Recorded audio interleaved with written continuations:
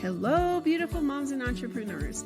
My name is Charisse Walker, and I'm your host of the Unbreakable Mompreneurs podcast. This is a place where we come together to learn, grow, and inspire. So sit back, relax, and let's get started.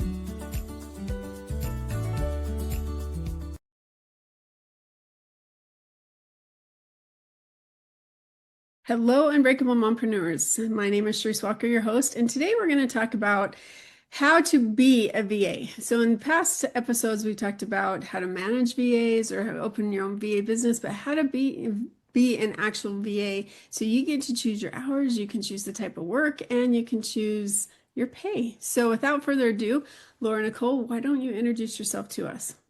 Hi, yes, I am so excited to be here. Thank you for having me on. And yeah, so I have been a virtual assistant for 5 years now. I just hit the 5 year mark, which half a decade felt like kind of a milestone, right? That's a long time to be doing one form of income. And it's been the coolest thing because it has truly changed my life, my family's life. It's changed our lifestyle. It changed completely what my daughter's early childhood got to look like. I was a college professor prior to becoming a virtual assistant. And prior to that, I was a restaurant manager. So, like, very different lines of work.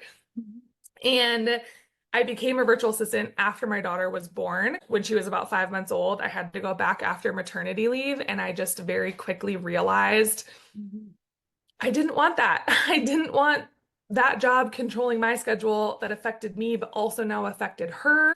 But I had to be making money. There was 0% chance that we could afford for me to be a stay-at-home mom with no income.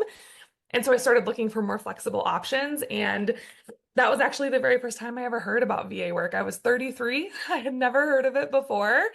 And it almost sounded too good to be true. So I was like, okay, let's just dip our toes in and like test it out, right? And see what happens. And I signed 2 part-time clients in the first month. Went very slow. I was 5 months postpartum, had a full-time job. I was good doing 3 to 5 hours a week. And I really enjoyed the work. But I still didn't see how it could scale or how it could really, become an income until about 5 months in. I signed one client that was a $4,000 per month contract, Oh. which matched my college professor salary. It actually increased it by about $2,000 annually.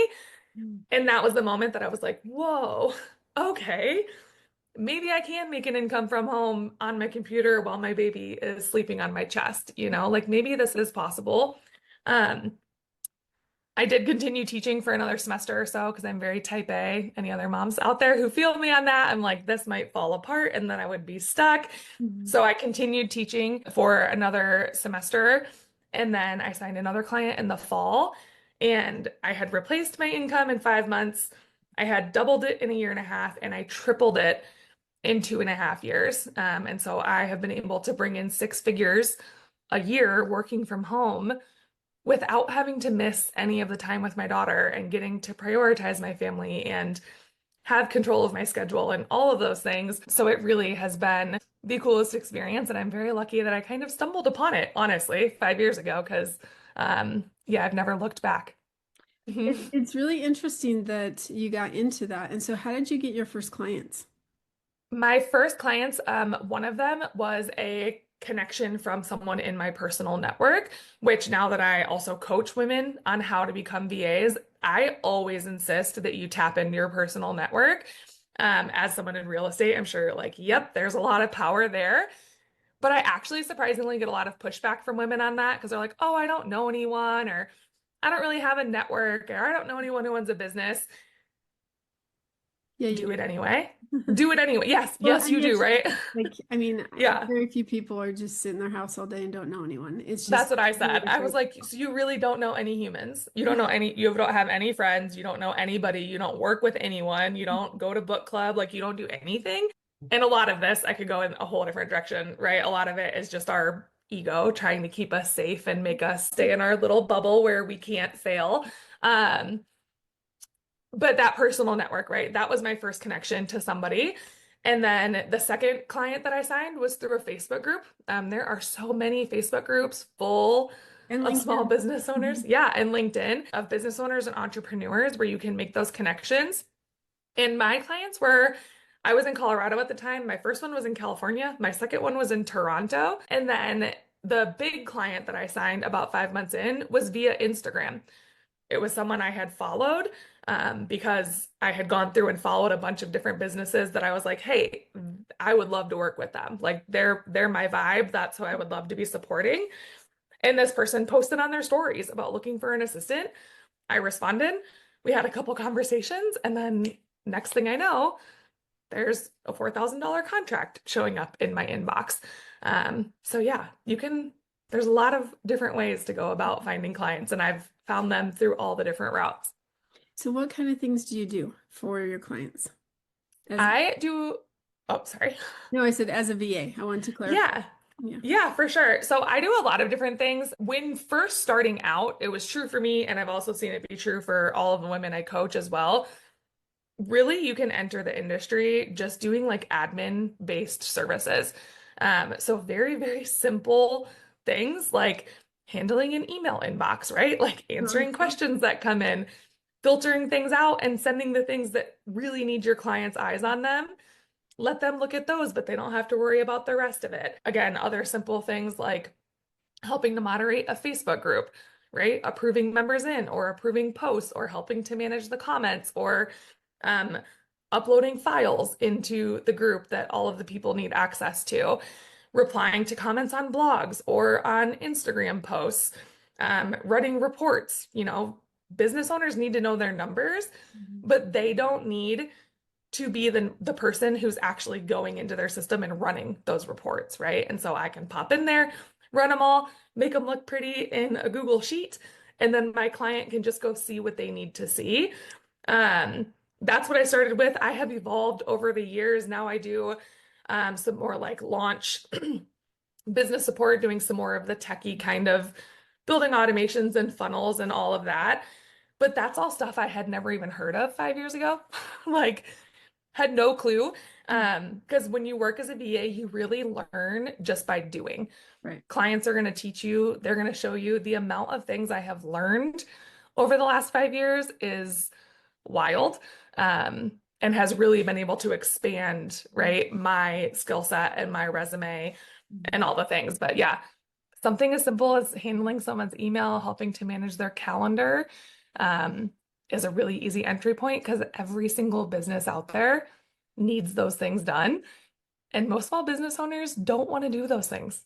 So, And it's so amazing because like there's a lot of moms, stay-at-home moms that they're like, oh, if I could just have a little extra money for this. Or like I mhm. know a lady that she's a single mom and she's really stressing and so she's trying to figure out how do I make extra money. And some people go to Uber, but then they're away from their kids. This is a Mhm. perfect opportunity, moms that are listening, for you Mhm. to be able to get extra money and say that it's like, oh, I have birthdays coming up, or we want to take a vacation, or Christmas is coming. It's a great way to pick up some extra money and eventually they could make it into a full-time gig. So, Oh, yeah, 100%. Especially because the starting rate in the US is $25 an hour. So we're not talking 10, 12, $25 an hour is pretty good money to be able to start something that you've never done before. You mhm, don't need any certifications, you don't need a degree. You can do it from home, like you said. I tell women all the time, I'm like, wouldn't you rather answer emails on your couch at home next to your dog or watching some crappy reality TV show instead of going and like buying someone else's groceries for them? Like, I mean, I know I would. I'd rather spend that time at home and work in the pockets of my day where I can instead of having to go and deliver someone's food or buy their groceries. mhm. And yeah, you can very easily bring in $500 to $1,000 if we want that cushion cash. Yeah. There's a woman who just joined my program a couple of months ago, and 7 days in, she signed a contract with someone for 10 hours a week at 25 an hour. So that's $1,000 Wow. for her family coming in the door that wasn't there two Mhm. weeks before, you That is know? so cool. That And is. then you can scale it. But yeah, you have full control over how many hours you work, how much income you generate. It's a really unique and honestly very empowering Mhm. way to earn an income. So when did you start the coaching side of what you're doing to teach other women? Yeah, The question. about it was about 2.5 years in, um, because I honestly missed teaching. I did not, you might be able to relate to this with your background in academia too. I did not miss trying to get 18-year-olds to turn in their homework. Mhm. I did not miss that aspect of it at all, but I missed there's a connection that's built with you and other people when you're in that teaching environment, right? In that teaching mode. And I missed using that side of my brain.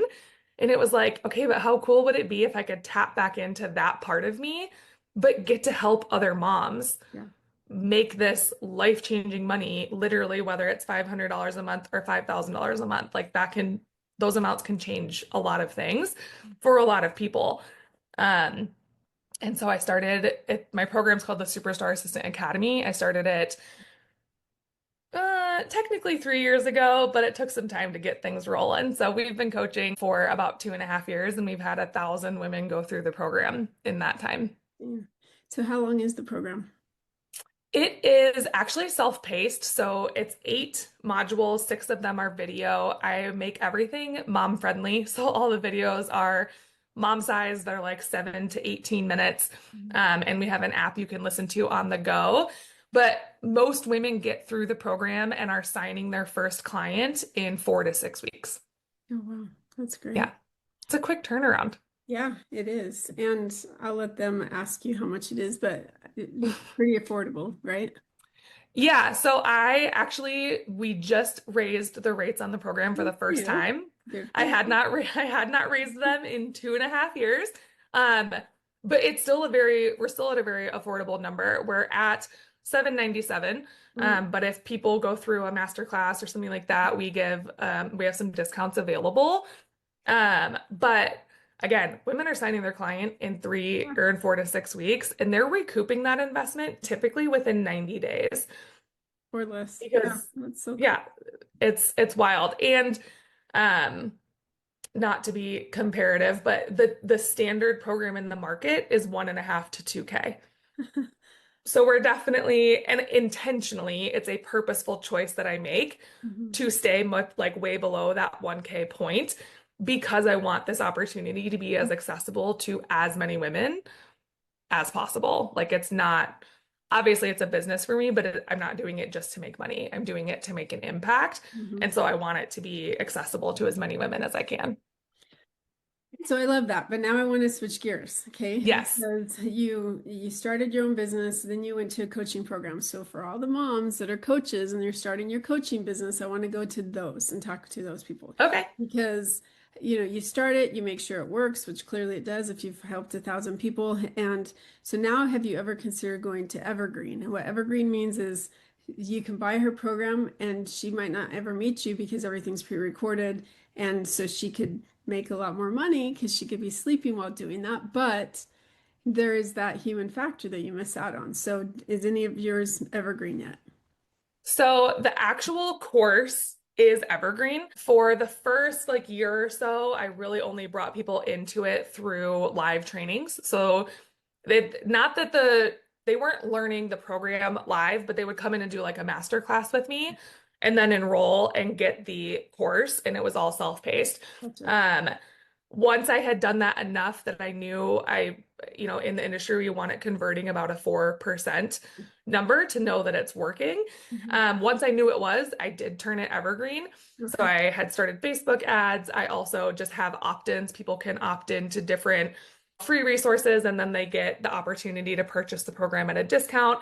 So I do. I have names pop up in my email all the time that I'm like, "Hey Sally, I'm really excited for you. I don't know who you are, but I'm so glad you found this program and it's going to be super helpful." But I also get to talk to a lot of women through these master classes. I also do the vast majority of my lead gen on TikTok Live. Mhm. And so there's some conversations that happen in there, and I get to know the women's names. And then we offer a community as well, so that once they're in, even though it's self-paced, they still have a way to ask questions and get some support. Um, and I do know everyone's name. I have a whole wall in my house with post-its. So even if Sally pops into my email and I don't know who she is, I've never spoken to her, I still write her name down and I recognize like Sally is here. I check and make sure she gets in Facebook. We follow up. So you're able to have that evergreen component without losing that like extra little bit of personal touch and like care that comes with, right? Like recognizing that everyone who comes in is a human. It's a person who's choosing to invest. It's not just a dollar sign and it's not just a number. For those that do have their programs like this, do you do every other week or a weekly call where people can come and ask questions? Or you do, Um, you I actually do not. Okay. So for the longest time, I just started offering group coaching Mm. at the beginning of this year. And so for all of 2024 was really when things just skyrocketed in the business. When people got in, the space for support is our Facebook group.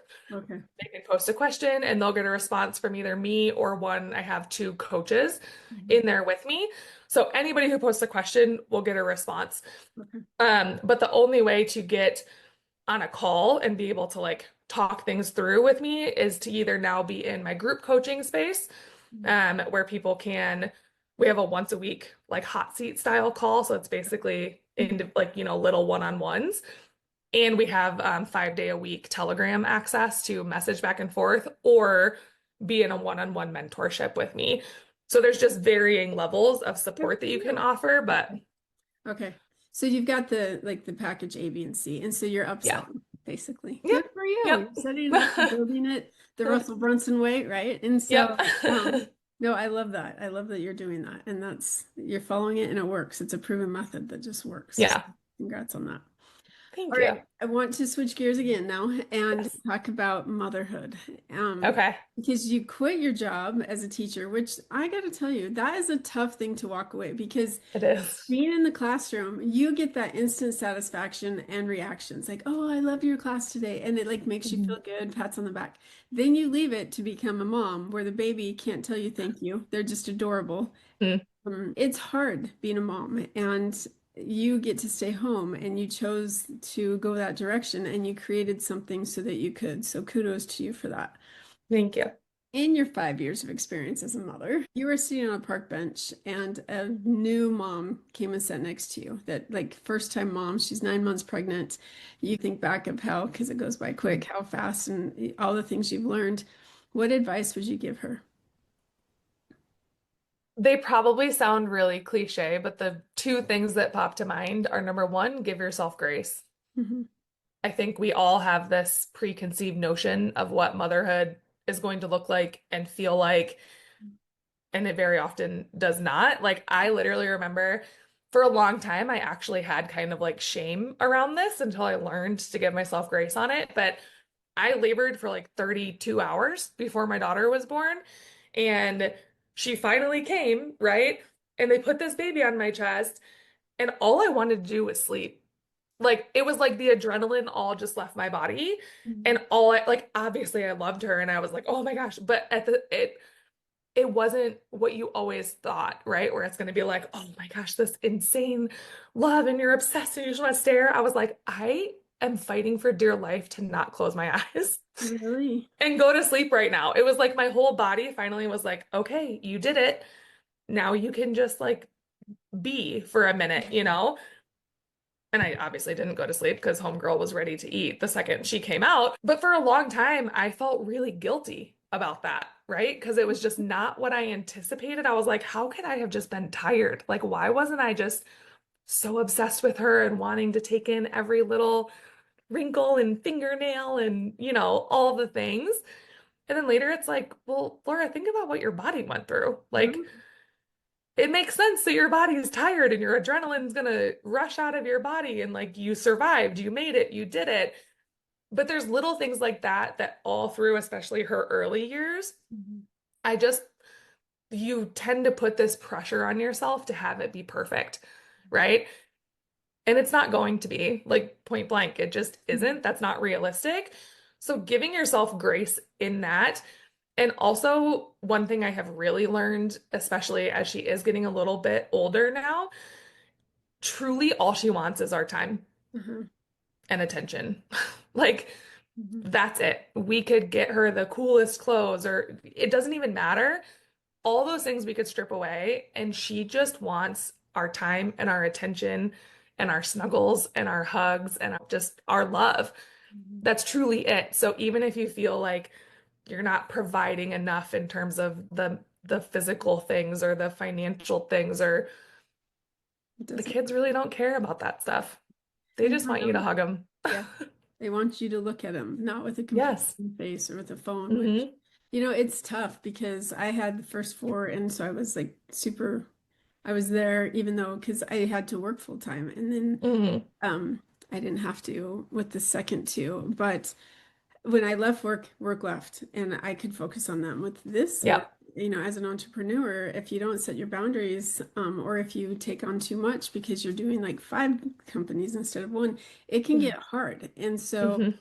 that's what I have to say is I'm going to take 20 minutes and I'm just going to go cuddle my kids, or we're going to go play, or I'm going to be in the same room with them, whatever it is. And, it's a tough battle. It's a really tough battle. So that's good advice.